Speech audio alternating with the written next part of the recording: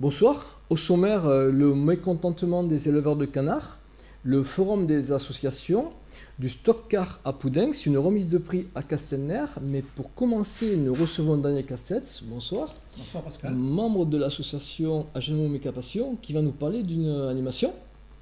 Voilà, il s'agit d'un festival de vieilles mécaniques qui aura lieu 16 et 17 septembre, le week-end prochain. Voilà.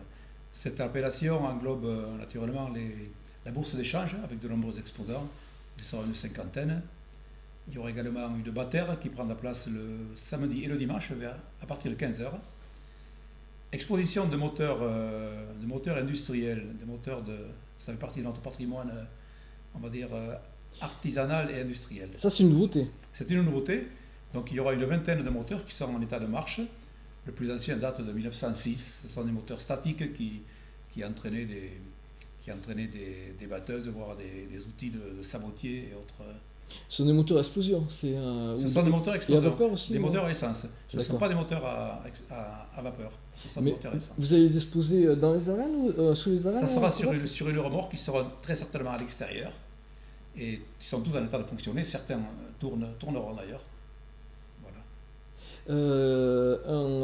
Qui vont sûrement utiliser là, donc vous allez sûrement les utiliser pour la bataire. Alors pour la bataire, un moteur va être utilisé bien entendu pour entraîner la batteuse par l'intermédiaire de courroies.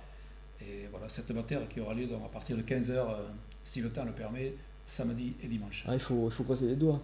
Les vieilles voitures, monsieur, toujours pareil, exposition. Alors nous avons un parking dédié pour les voitures de collection. Nous attendons entre 150 et 200 véhicules. Nos amis que nous rencontrons sur les diverses bourses se déplacent facilement pour ce genre de manifestation. Et sur Agenmo, ils savent qu'il y a un parking dédié et sécurisé et propre. Des tracteurs aussi peut-être hein? Il y aura quelques tracteurs. Et le dimanche, nous avons un vide-grenier pour terminer cette manifestation. Donc un petit peu de changement dans la programmation cette année. Voilà. Donc nous cherchons à relancer la bourse classique et attirer du monde sur le site. Il y aura de la restauration? Alors nous avons des plateaux repas, casse-croûte à 7 € et plateau repas à 10 €, donc le samedi et le dimanche, à partir de 8h du matin jusqu'au soir. Donc on rappelle la date, hein, c'est ce week-end. Les samedis 16 et 17 septembre, c'est-à-dire le week-end prochain. Nous serons présents. Merci Pascal. Merci Daniel. Comme vient de le dire Daniel, il va y avoir une bataire du blé ce week-end.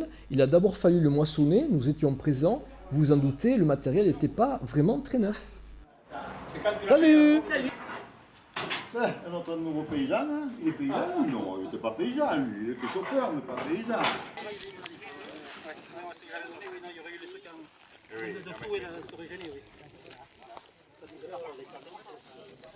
Qu'est-ce que tu vas faire?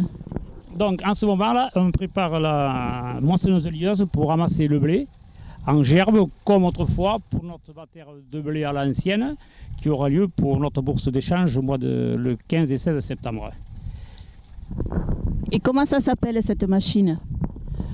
Alors cette machine, c'est une moissonneuse lieuse de marque Pusenat, des années exactement entre 40 et 45 environ.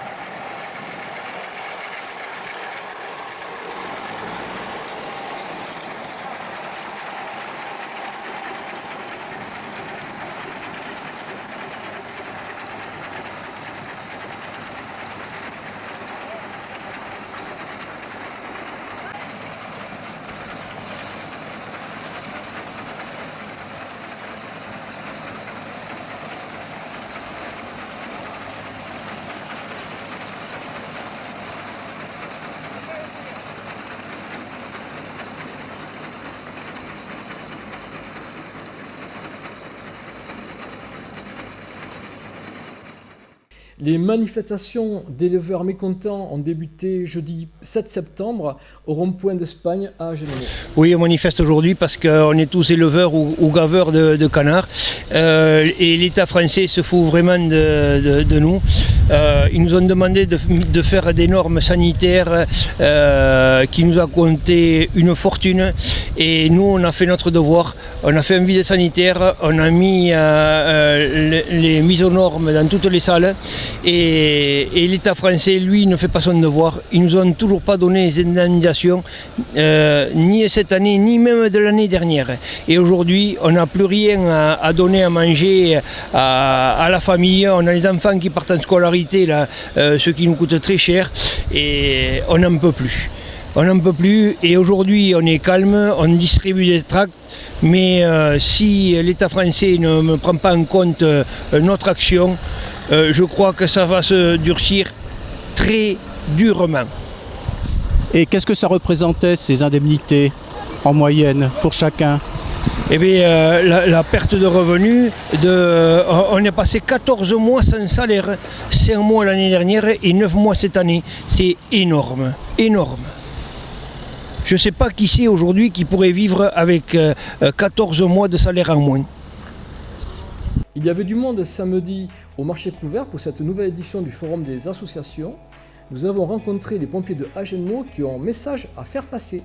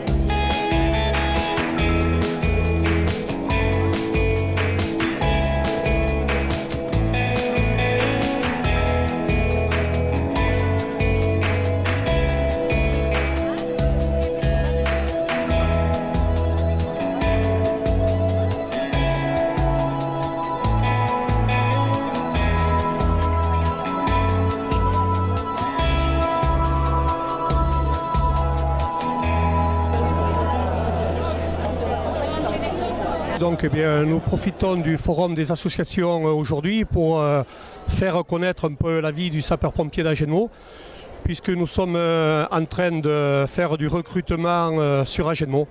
Donc on est venu aujourd'hui, on a eu l'occasion d'être présent aujourd'hui pour vraiment nous faire connaître le métier de sapeur-pompier volontaire. Être sapeur-pompier volontaire à Agenmo, il faut avoir un minimum 18 ans. On recrute jusqu'à pratiquement 50 ans. Voilà. Donc ils nous contactent, on a des entrevues entre nous, voilà, donc, et puis après ils passent des tests, donc il y a des parcours sportifs, et après si ces tests sont réussis, eh bien, ils s'engagent avec nous en formation. Le gros problème qu'on a en ce moment, c'est l'effectif dans les centres de secours, parce que nous avons quand même un centre d'Agenmo qui sort beaucoup. Nous allons cette année, je pense, avoir plus de 800 interventions. Donc nous manquons cruellement de sapeurs-pompiers volontaires. Nous avons rencontré les organisateurs du tournoi de pelote à Castelnaire, tout là-haut. Alors, l'association, nous organisons depuis une dizaine d'années, depuis 2001, exactement, non, un peu plus même, un tournoi de pelote qui démarre en début juin, qui se termine septembre, donc aujourd'hui pour cette année. Ensuite, nous organisons un tournoi de pétanque lors des fêtes de Castelner qui auront lieu le 30 septembre et le 1er octobre. Venez nombreux. Voilà. Alors combien avez-vous eu de participants cette année au tournoi de pelote? Nous avons eu 90 équipes. Voilà, 90, on se limite à 90 pour après arriver à organiser tranquillement parce que c'est assez long. Nous avons fait 6 séries. La première, 2A, 2B, 3A, 3B et la féminine. Est-ce que vous avez eu autant de participants que les autres années? Oui, on a toujours des participants. D'ailleurs, cette année, on a eu des nouveaux participants, ça fait plaisir. D'où est-ce qu'ils viennent ces participants? Des départements limitrophes, les Pyrénées-Atlantiques, les Landes, pas mal de certains viennent du côté de Pau. Alors, est-ce que les intempéries vous ont posé des problèmes ou pas? Ah oui, cette année, oui. Pas mal de mauvais temps, donc aujourd'hui, pour les finales. Certains matchs se sont faits à l'abri de la pluie, mais d'autres non. Voilà. Je pense que les premières ont joué sous la pluie, hélas. Est-ce que vous avez une équipe de bénévoles pour vous aider? Oui, j'ai beaucoup de bénévoles, heureusement, parce qu'il en faut beaucoup. Il faut 2 arbitres tous les soirs, plus une personne qui tient la buvette. Et ça du lundi au vendredi soir, donc c'est beaucoup de personnes. Et il faut arriver à les maintenir en forme parce que ça, en durée, ça fait long. Je voulais remercier aussi tous les bénévoles, les nouveaux arrivants cette année. Je veux remercier Monsieur le maire ainsi que la mairie, le conseil municipal. Et j'espère continuer encore avec tous les bénévoles pendant longtemps. Merci. Bonsoir Monsieur le maire, est-ce que d'abord vous pouvez nous présenter le village de Castelner? Voilà, bonsoir, donc je me présente, donc Dominique Last, je suis le maire de Castelner, j'ai été élu en 2014. Pouvez-vous nous parler de cette association Cascade? Alors l'association Cascade est née dans les années 2000 lorsque l'ancienne municipalité a créé le terrain de sport avec le terrain de Pala. Et donc une association s'est créée, dans l'association Cascade, pour organiser un tournoi de Pala qui a débuté dans les années 2001-2002, qui au début, il y avait comme partout, il y avait quelques équipes et puis ce tournoi-là a pris de l'ampleur et cette année, depuis quelques années, c'est une belle réussite où il y a à peu près une centaine d'équipes chaque année sur ce tournoi de Pala. Alors dans le village même, il n'y a pas de club de Pala, il n'y a pas de club qui a été formé, mais pas mal de personnes jouent à la Pala sur la commune, des jeunes, des moins jeunes. Et tout le monde s'est pris au jeu et pratique ce sport. Et visiblement, il y a de l'ambiance. Oui, il y a de l'ambiance. Le tournoi est très très suivi. Et les mêmes équipes reviennent régulièrement. Pour preuve, on a maintenant à peu près une centaine d'équipes sur ce tournoi. Alors voilà, ce soir, malheureusement, aujourd'hui, cette journée, elle a été un petit peu chaotique puisque les conditions n'ont pas été exceptionnelles, où certaines finales se sont déroulées en partie sous la pluie, mais bon... ça fait partie des aléas climatiques. L'année dernière, il faisait très chaud. Aujourd'hui, il y a un peu de haut. Mais bon, on va s'en sortir. On s'en sort toujours. Mais bon, c'est sûr toujours plus agréable lorsqu'il fait beau, lorsqu'il fait bon. Les gens sont plus à l'aise. Et voilà. Malgré un temps maussade, le rodéo car Chaloussé a attiré un public de passionnés.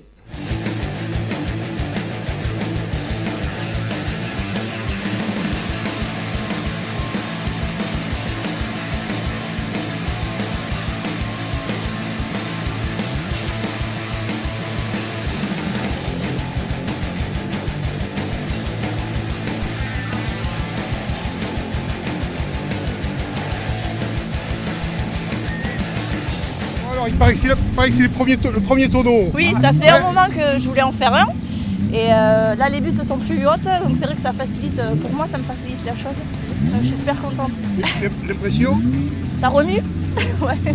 Quand on retombe, on sait pas trop où est-ce qu'on est. C'est marrant, c'est bien. Ouais. J'espère en refaire. Pourquoi pas? Voilà.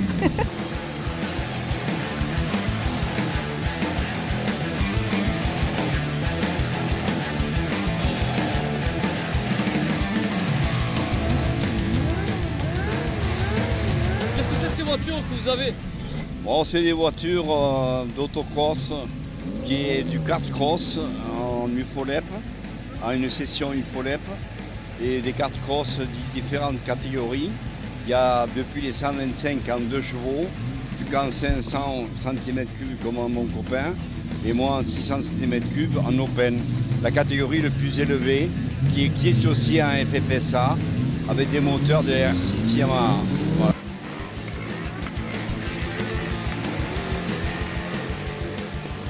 Mon moteur R6 Yam, 280 kg, on démarre plus vite sur 10 mètres qu'une Formule 1.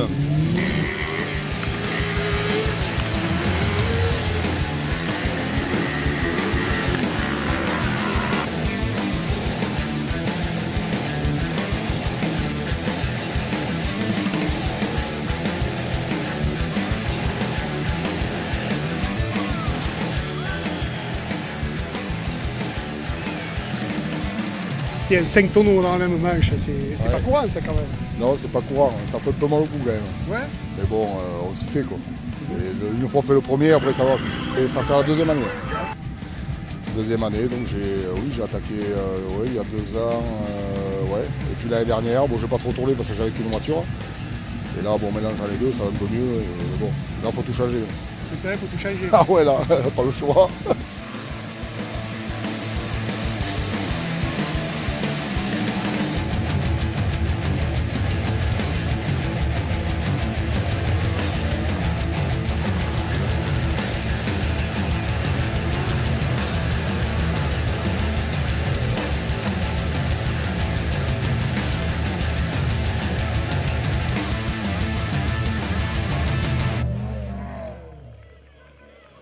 On était très mal hier avec le mauvais temps. Ce matin, il n'y a plu toute la matinée, on s'est embourbé, on avait peur. On était obligé de bloquer les parkings. Donc on s'est dit personne ne va venir. Bon, à peu près là, on peut estimer à 1200 personnes sur le site dans la journée. Je veux dire, donc c'est une réussite. Il nous a manqué le soleil, c'était dur pour les voitures. Il y a eu pas mal de difficultés à tourner, on a été obligé de nettoyer la piste, mais bon, ça est sorti quand même. Donc on peut s'attendre à une nouvelle édition en 2018. Alors on espère avoir le terrain, c'est toujours la difficulté d'avoir le terrain libre suivant les récoltes. Mais non, c'est prévu effectivement et sous le soleil, ça serait merveilleux.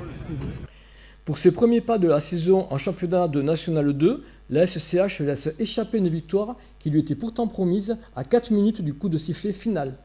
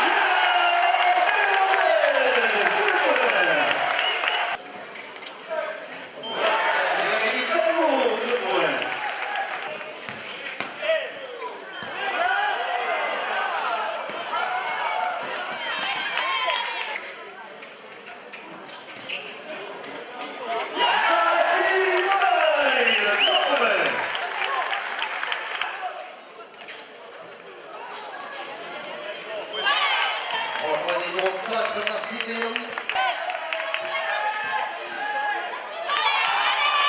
Bravo au duc de Valence.